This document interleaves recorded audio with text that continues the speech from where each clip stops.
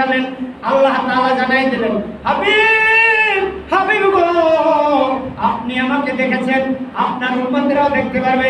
আপনার উম্মতেরা যখন জায়নামাজ বিছায়া নামাজে দণ্ডায়মান হয়ে যাবে, তখন আমি আল্লাহ ওই আরশে আজিম থেকে 70,000 নূরের পর্দা বের করে ওই বান্দার জান্নাতে ওই জায়নামাজে যাই হাজির হয়ে যাব। দয়ার নবী এভাবে সার্টিফিকেট দিচ্ছেন।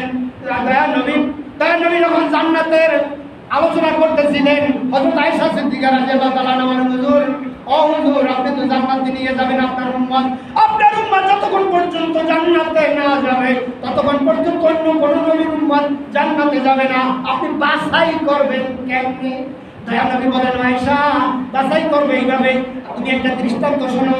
একটা পালের মধ্যে যদি অনেকগুলো ঘোড়া থাকে, অনেকগুলো ঘোড়ার মধ্যে যদি কিছু সংখ্যক ঘোড়ার চান কমাইলা থাকে, ওই চান কমাইলা ঘোড়াগুলো বাছাই করে নেওয়া যায় কিনা বলো?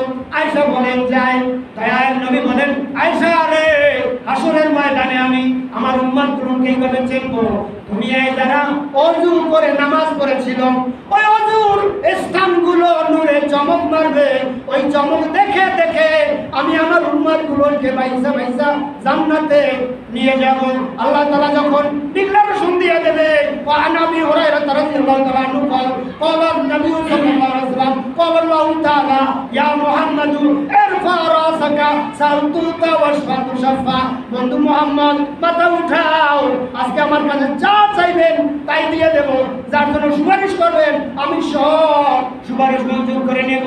আপনি জাহান্নামের কিনারায় যান, জাহান্নামের কিনারায় যায় দেখেন যাদের অন্তঃকরণে ঈমান আছে এবং যারা দুনিয়ায় নামাজ পড়েছিল, ওই নামাজ পড়ার কারণে যে ওযু করেছিল, ওই ওযুর স্থান আমি দেখব। যান হুরুম মুআজ্জালিন, ওই আকাশের তারকার মতো নূরের চমক মারবে, ওই চমক দেখে দেখে আমি আমার উম্মতগুলোকে বাছাই করব। একবার না, দুইবার না, 3 বার বাছাই করবে।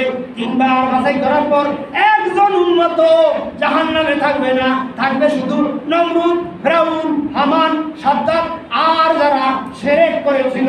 যারা শিরক করবে আল্লাহর সঙ্গে, তাদেরকে আল্লাহ মাফ করবে না। হ্যাঁ, যদি দুনিয়ায় বসে তওবা করে যেতে পারে তাহলে আল্লাহ মাফ করবে। আল্লাহ তাআলা সেই দিন দয়ার নবীকে ওই যে বলছিলাম, ওয়ালা সাউফা ইউতিকা রাব্বুকা ফাতারদা, আপনাকে আমি এমন জিনিস দিব যে জিনিস পাইয়া আপনি খুশি হয়ে যাবেন। যান, আপনার উম্মত যত আছে সব আপনি জান্নাতে দাখিল করে দেন। হাদিস বলে শেষ করব। হাদিস আছে, ক্বালা নবী সাল্লাল্লাহু আলাইহি ওয়াসাল্লাম, মান দাখালা মান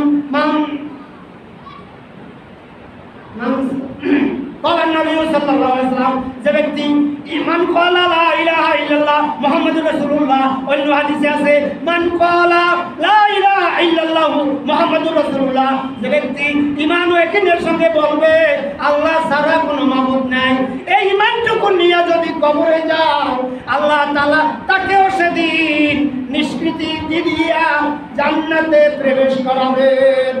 আখির দাওয়ানা আনিল হামদুলিল্লাহি রাব্বিল আলামিন। আউযু বিল্লাহি মিনাশ শাইতানির রাজিম। বিসমিল্লাহির রহমানির রহিম। আল্লাহ পাকের প্রিয় হাবিব মুহাম্মদ রাসূল হলেন তিনি সবার আগে সৃষ্টিকুলের মূল। পয়দা যদি তাকে নাহি করত বলবার, পয়দা নাহি হইতো তবে এ বিশ্ব সংসার।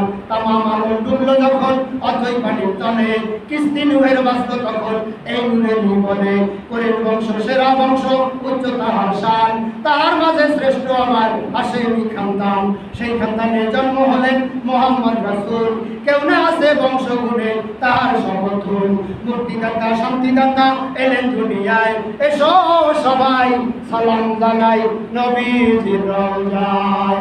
ইয়া নবী